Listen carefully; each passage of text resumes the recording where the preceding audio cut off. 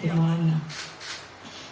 Dan kemudian hampir 1 bulan lebih perjuangan itu dan hampir di ujung-ujung masa tenggang untuk proses ekshumasi ya, karena kan kita bukan hanya melihat situasi tulangnya tetapi juga jaringan lainnya yang kemungkinan sudah rusak. Kalau lebih parah lagi bisa lebih rusak karena kondisi waktu dan juga lamanya penguburan. Dan sebenarnya sejak awal dari 12 Juni itu KPHI sudah mendesak sebenarnya melalui surat ke Kapolri untuk melakukan ekshumasi. Tetapi jujur saja teman-teman, saya sebagai pendamping hukum merasa bahwa pemberitaan di media yang waktu itu sangat kuat mendorong itu statement itu tidak berbanding terbalik dengan apa yang kami rasakan di Padang begitu. Sangat sulit bagi kami saat itu meminta persetujuan ekshumasi itu agar kasus ini ekshumasinya bisa pro justisia atau dijadikan untuk proses hukum di kepolisian. Nah, kami sempat mencari-cari beberapa dokter forensik agar melakukan forensik secara ekshumasi secara independen, dan bahkan waktu itu keluarga sudah mengatakan dia siap untuk independen walaupun itu tidak bisa pro justisia. Dan karena alhamdulillah karena RDPU ini kemudian kepolisian bisa memberikan persetujuan itu.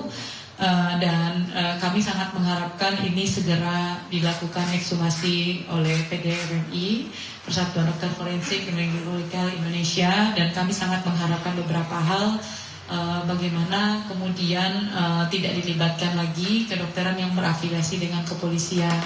Kami sangat mempertimbangkan itu karena memang rasa yang tidak nyaman dan tidak trust di awal yang dimunculkan oleh kepolisian terhadap keluarga Afif dan juga kami sebagai pendamping hukum.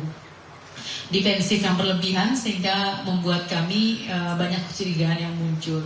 Sehingga penting untuk meng-highlight bagaimana dokter forensik tidak terafiliasi dengan kepolisian, dan jujur saya tidak menginginkan dokter forensik awal yang memforensik Afif juga dilibatkan dalam tim itu.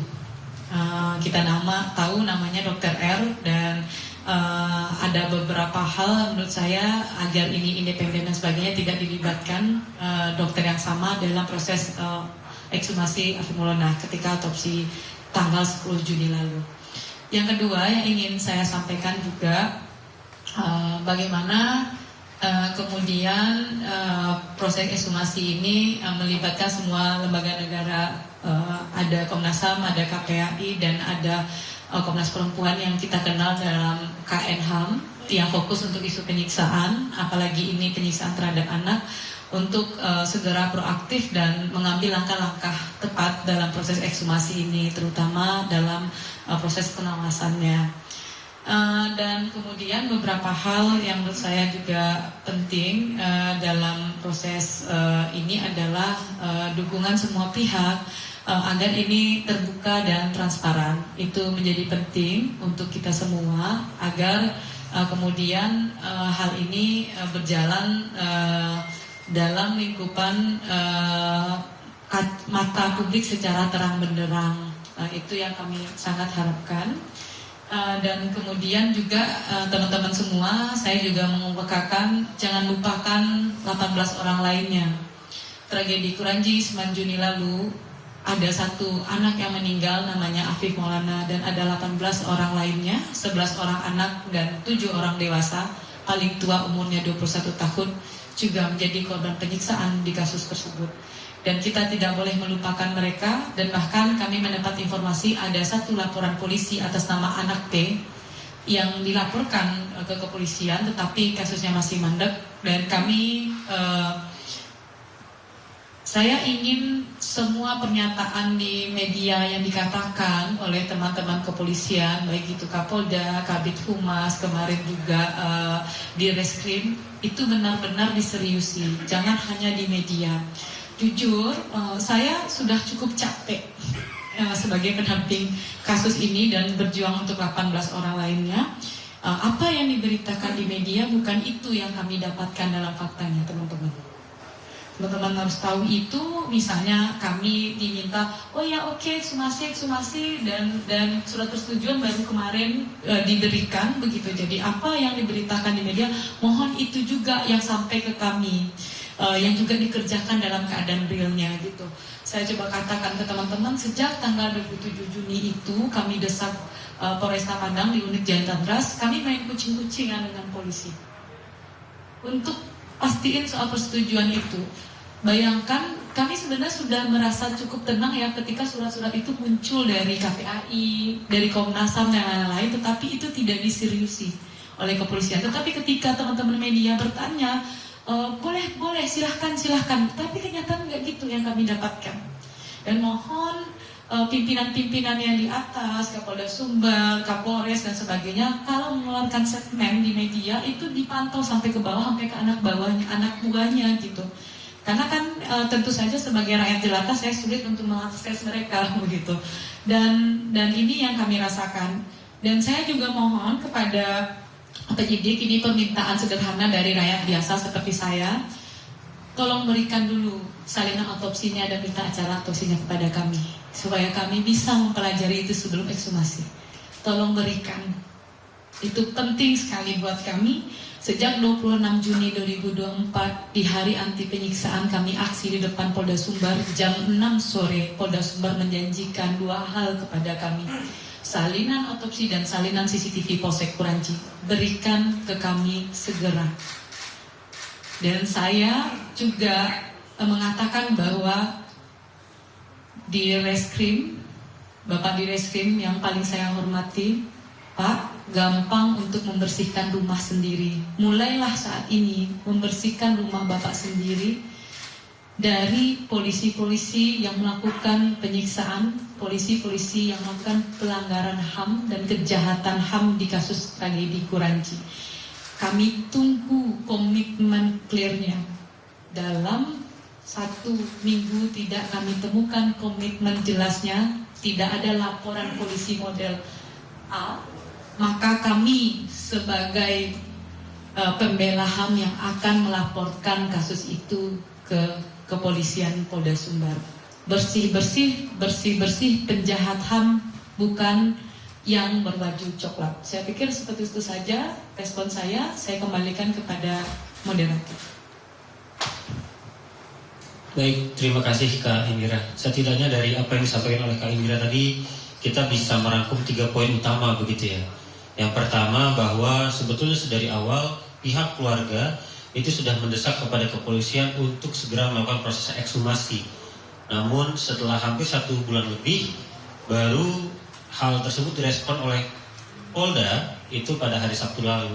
Lalu yang kedua juga, tim kuasa hukum itu mendesak agar pertama, bahwa dokter yang pertama memeriksa atas nama Dr. R tersebut tidak kembali dilibatkan dalam proses ekshumasi yang akan dilakukan. Lalu yang kedua, agar ada pengawasan dari lembaga eksternal negara seperti Komnas HAM, KPAI dan LPSK begitu, ataupun juga dokter forensik independen yang juga dilibatkan dalam proses ekshumasi nanti. Dan yang terakhir mungkin perihal adanya perbedaan atau statement disampaikan oleh pihak kepolisian yang ternyata hal tersebut justru sebetulnya tidak pernah nyata dibuktikan oleh pihak kepolisian sendiri. Itu mungkin poin-poin yang tadi disampaikan oleh Kak Indira. Mungkin terakhir kesempatan akan saya berikan ke Mas Arief Maulana dari YLBHI perihal proses ekshumasi atau pengajuan ekshumasi yang sudah disampaikan oleh tim pendamping hukum. Mungkin langsung saja Mas Arief dipersilahkan.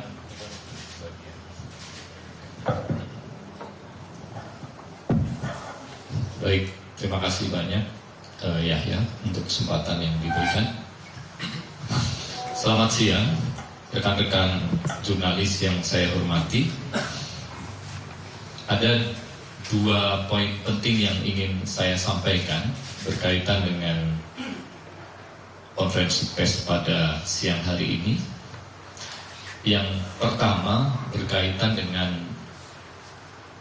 dorongan, ya, desakan keluarga korban almarhum Afif Maulana dan juga kami dari tim kuasa hukum terkait dengan ekshumasi yang mestinya secepat mungkin dilakukan oleh penyidik. Ini yang pertama, karena memang secara medik ada limitasi waktu untuk bisa memaksimalkan proses ekshumasi agar nantinya dokter forensik yang melakukan tugasnya bisa mendapatkan informasi, keterangan berkaitan dengan kematian Afif Maulana secara maksimal. Ketika ini diperlambat, ketika ini dipersulit, dan ada kesan, ya, ini kita bisa menyebutnya undue delay, ya, pembiaran agar waktu itu habis. Ada dugaan demikian. Ini sama halnya sebetulnya ada indikasi upaya menghilangkan proses pembuktian berkaitan dengan apa sebenarnya penyebab kematian Afif Maulana. Dan seharusnya ini tidak terjadi.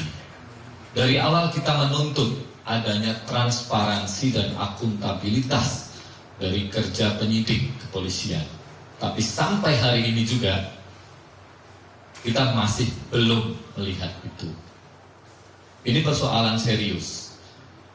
Dan kalau kita coba tengok di 2 Juli, 3 Juli, Kapolri menegaskan akan transparan, ya, dan meminta pelibatan pihak eksternal dalam proses ekshumasi. Itu sudah 1 bulan yang lalu, lebih bahkan. Sampai hari ini ekshumasi tidak terjadi. Dan yang lebih memprihatinkan, ada perintah dari Kapolri kepada Bareskrim, Itwasum, ya, termasuk Propam, untuk melakukan proses pemeriksaan terhadap penyidik Polda di Sumbar. Apa hasilnya sampai hari ini? Apakah teman-teman sudah ada yang mendapatkan kabar? Apa hasilnya? Tidak ada hasil. Kita menuntut Kapolri, mana janjinya?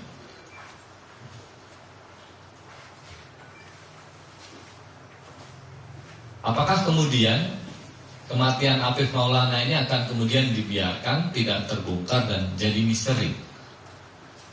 Tentu kita menolak itu. Kenapa, teman-teman? Praktek penyiksaan, ya, itu bukan tindak pidana biasa. Itu bukan delik umum atau delik khusus yang itu dikategorikan pidana biasa. Bukan. Ini kejahatan kemanusiaan, bagian dari pelanggaran HAM berat yang itu diatur tegas di dalam Undang-Undang 26 tahun 2000 tentang pengadilan HAM, khususnya di pasal 7 junto pasal 9. Teman-teman bisa ngecek. Tapi kita tidak melihat negara, khususnya para penegak hukum, melihat praktek brutal penyiksaan itu sebagai kejahatan yang serius. Dan yang mengerikan, kawan-kawan semua, tragedi penyiksaan ini terus berulang. Dan siapapun bisa kena. Data LBH-YLBHI, gitu ya, di tahun 2002 sampai dengan 2023 kita mencatat ada 46 kasus penyiksaan dengan jumlah korban sebanyak 294. Belum kasus yang lain, pembunuhan di luar proses hukum di 2020 sampai 2023 ada 24 korban extrajudicial killing. Belum lagi teman-teman kontras, datanya lebih banyak. Pertanyaannya, apakah kasus-kasus demikian akan terus dicatat sebagai angka? Padahal ini nyawa. 1 nyawa itu sangat berharga. Tidak bisa dibeli dimanapun nyawa. Dan yang mengerikan, negara melihat kasus penyiksaan ini seperti mainan, tidak serius gitu. Kita bisa bandingkan sebetulnya ya kasus ekshumasi yang lain. Mungkin yang masih kita ingat ada kasus Siono dulu di